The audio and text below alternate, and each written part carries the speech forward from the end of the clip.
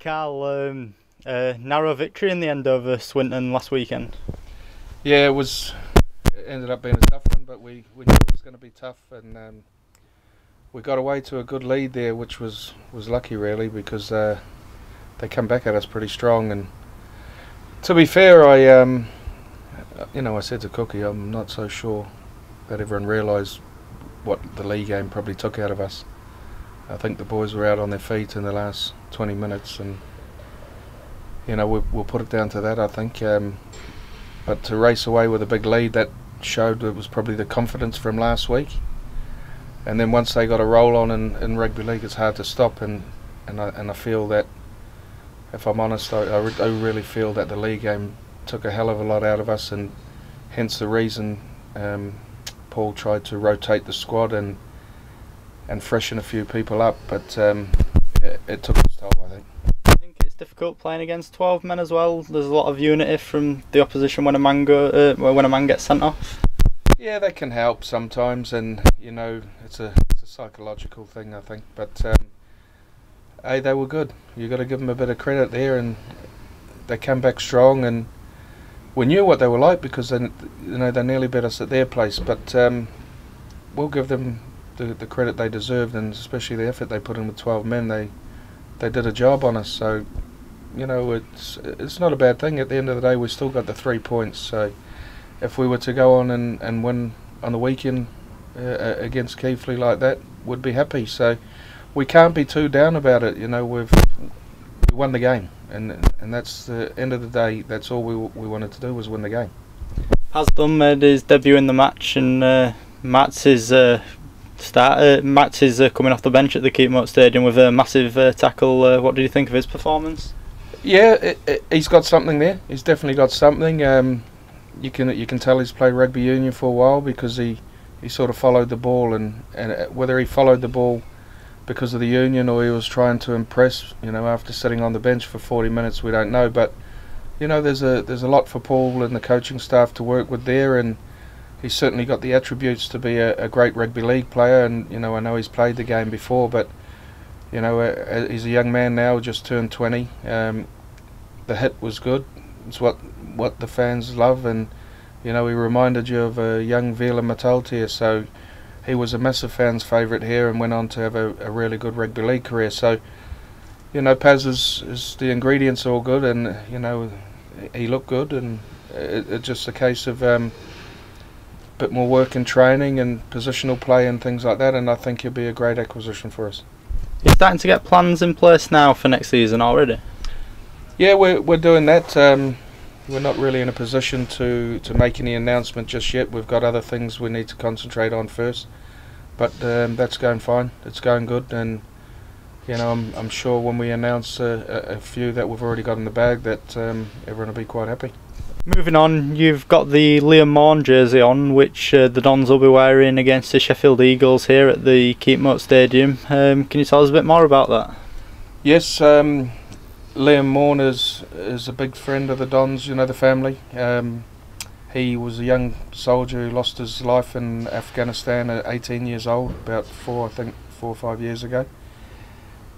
We've got a very close relationship with the family, so we decided to put a game on every year, and I promised the family that as long as I'm involved with the club, that we will continue to keep Liam's name going. So we've done a game every year for him.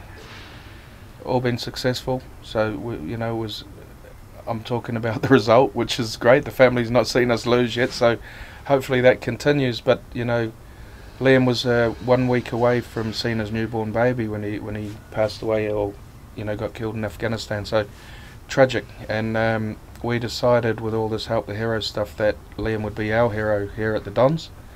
And we have a game every year, and this year we've tried to do a little bit special and go the extra mile and play with the Army jersey on, and every player will have Al Morn on their back instead of their own name, which has been sanctioned by the RFL. So we thank them for that, and the players shirts will be auctioned straight to the crowd after the game, and like always, we make a donation to the Care for Casualties, which is at the request of Liam's family, the Rifles.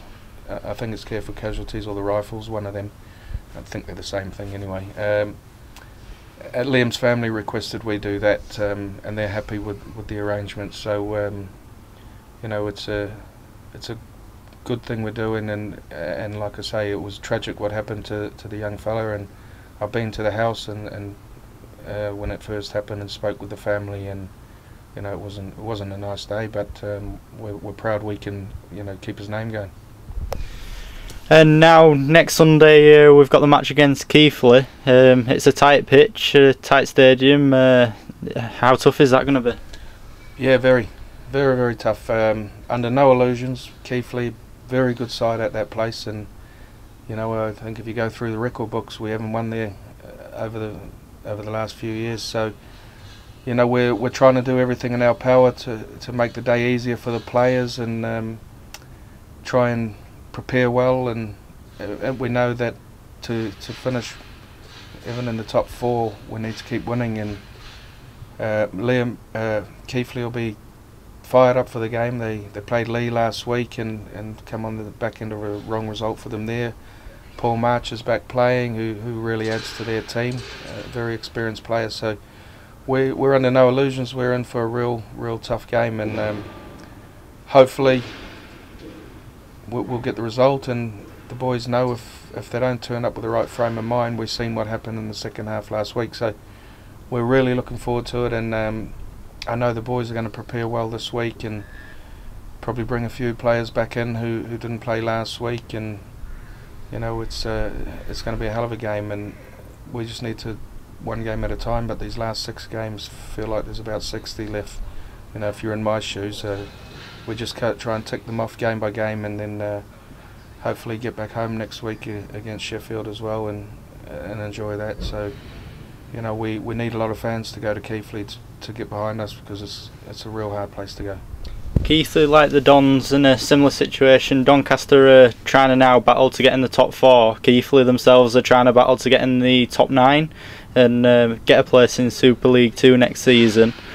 You know, they're going to be absolutely. Is it hard to play against these teams down there that are trying to get in this top 9?